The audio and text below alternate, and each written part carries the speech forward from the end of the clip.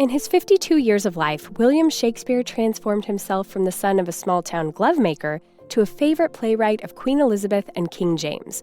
Today, he is celebrated as the most popular writer in the English language.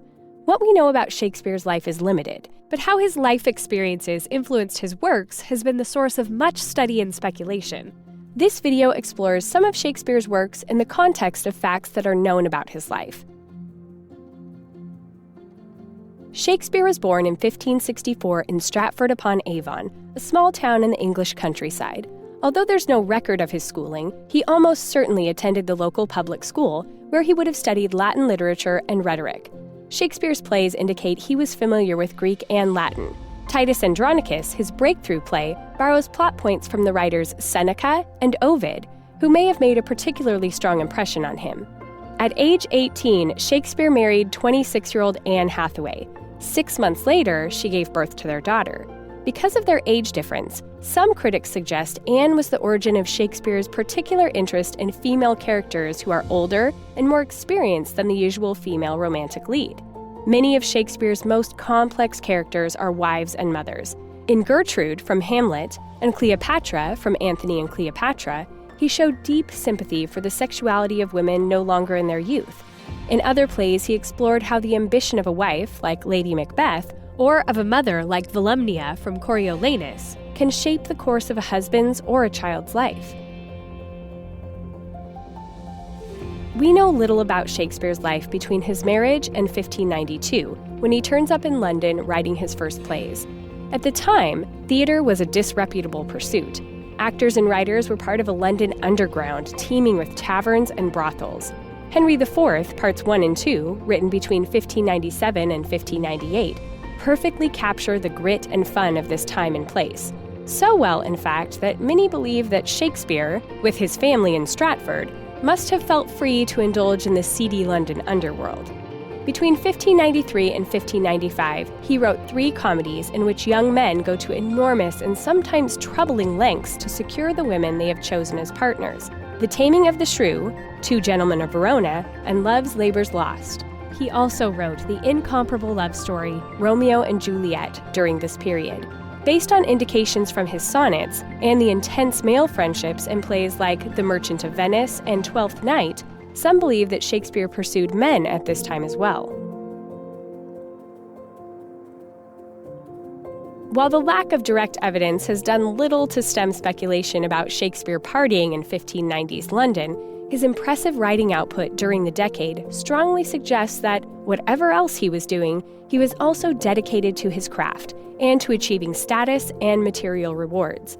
Starting in 1594, Shakespeare began to write exclusively for a new company, the Lord Chamberlain's Men, in which he was a shareholder. They quickly became London's most popular theater company, and in 1599 they built their own theater, the Globe. Later in 1599, Shakespeare wrote Henry V, which picks up the story of fun-loving Prince Hal, who spent Henry IV Parts 1 and 2 lounging in taverns. But now Hal is the king, and he's beginning to feel the weight of his responsibilities. The author of Henry V was changing as well. By this point, Shakespeare was rich and famous, and he'd bought a mansion in Stratford.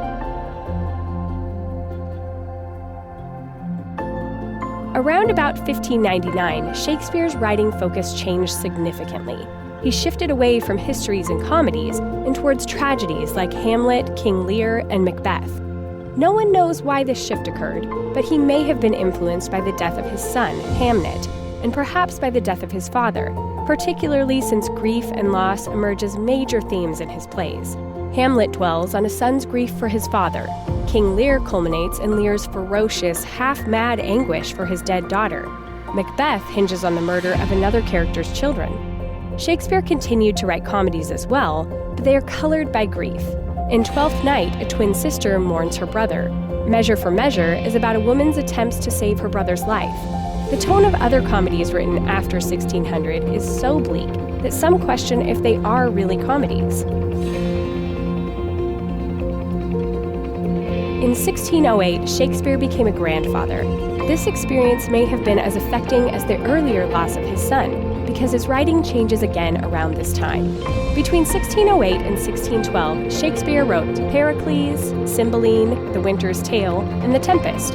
4 plays about powerful, weary old men whose suffering and bad behavior is redeemed by their loving daughters.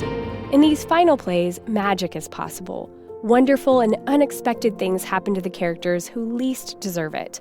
The Tempest is often seen as Shakespeare's farewell to the stage, and the epilogue that ends the play, Prospero, the main character, turns to the audience and renounces his magical powers.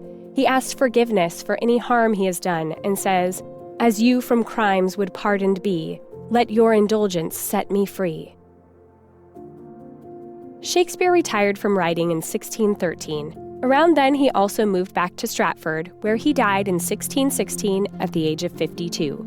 Shakespeare is credited writing 37 plays, including numerous works that are revered to this day. A number of those plays seem to have transcended even the category of brilliance, becoming so influential as to profoundly affect the course of Western literature and culture even after.